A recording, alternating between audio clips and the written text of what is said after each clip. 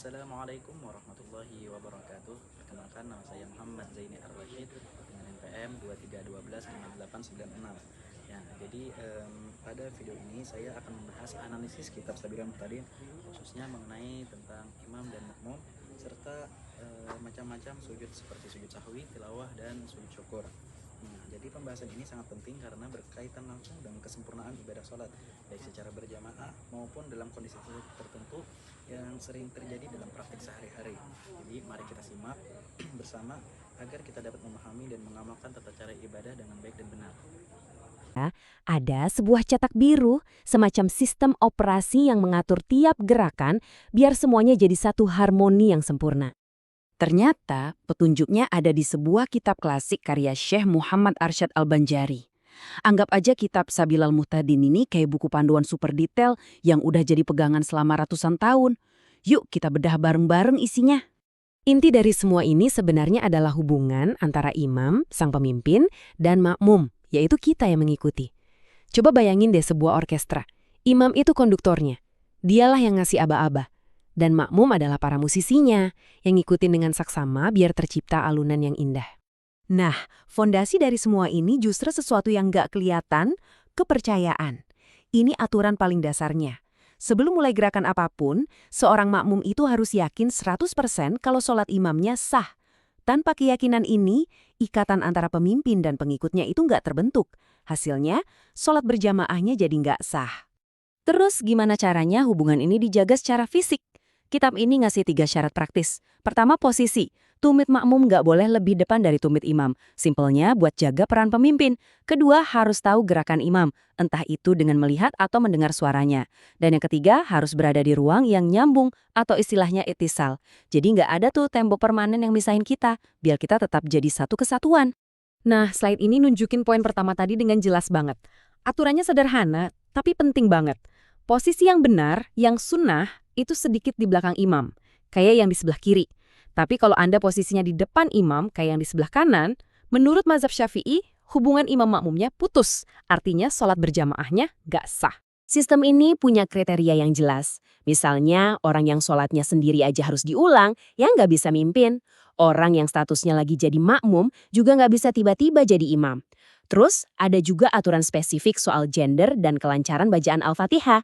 Ini semua nunjukin betapa pentingnya kualifikasi seorang pemimpin sholat. Ini pertanyaan yang pasti kita semua pernah alami. Lagi sholat, pikirannya kemana-mana. Tiba-tiba ragu, ini rakaat ketiga apa keempat ya?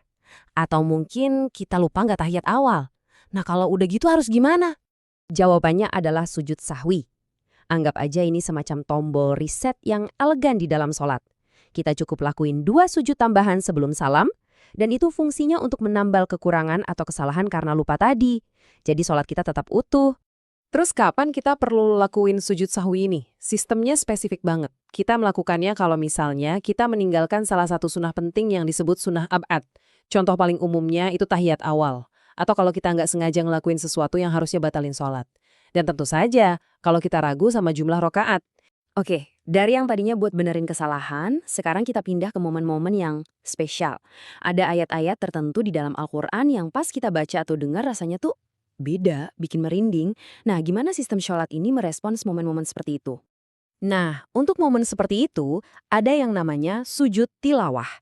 Jadi, ketika salah satu dari 14 ayat sajadah yang spesifik dibacakan, entah oleh kita sendiri atau kita dengar dari orang lain, kita disunahkan untuk langsung sujud sekali. Ini adalah respon fisik, tanda ketundukan kita pada keagungan firman Tuhan. Sekarang kita ke skenario lain. Coba bayangin, Anda baru dapat kabar baik yang ditunggu-tunggu, atau baru aja lolos dari bahaya. Pasti ada rasa syukur yang meluap-luap kan? Ada nggak sih cara khusus buat mengekspresikan rasa syukur yang tiba-tiba ini? Tentu ada, namanya sujud syukur. Ini adalah sujud spontan sebagai ungkapan terima kasih atas nikmat yang datangnya mendadak. Bisa karena kabar baik, kelahiran anak, atau selamat dari musibah. Ini adalah cara kita untuk langsung bilang makasih lewat sebuah sujud. Tapi, ini ada aturan mainnya yang penting banget. Sujud syukur itu hanya dilakukan di luar sholat. Kalau sengaja dilakukan di tengah-tengah sholat, malah bisa membatalkan sholat kita. Sujud ini juga spesifik untuk nikmat yang datangnya tiba-tiba ya, bukan untuk nikmat yang sifatnya terus-menerus, kayak kesehatan atau napas kita setiap hari.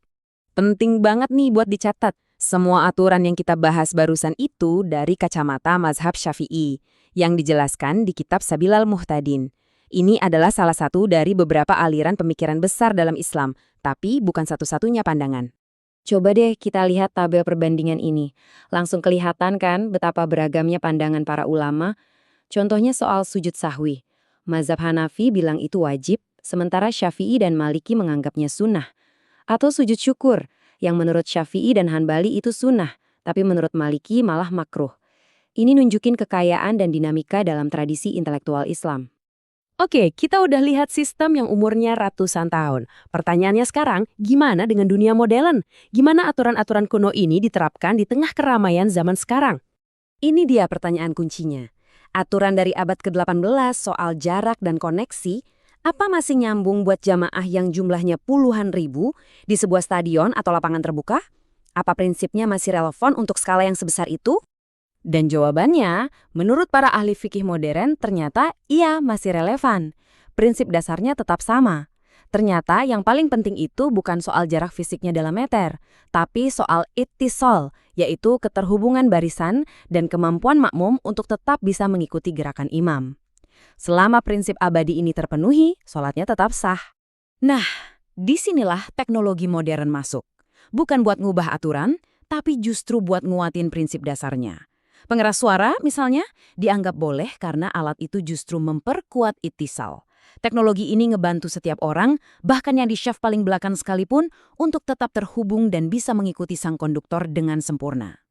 Jadi, setelah kita lihat semua ini, apa kesimpulannya? Jelas, ini bukan sekedar tentang aturan-aturan kaku yang nggak bisa diubah.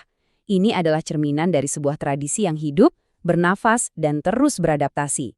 Pada akhirnya, sistem sholat berjamaah ini nunjukin keseimbangan yang luar biasa. Di satu sisi, ada struktur yang kokoh buat menjaga kesatuan, tapi di sisi lain ada fleksibilitas yang cerdas untuk menghadapi tantangan zaman dan ketidaksempurnaan kita sebagai manusia. Mungkin inilah pelajaran terbesarnya, bagaimana sebuah tradisi kuno bisa terus relevan dengan cara menjaga intinya sambil terus beradaptasi dengan dunia yang selalu berubah.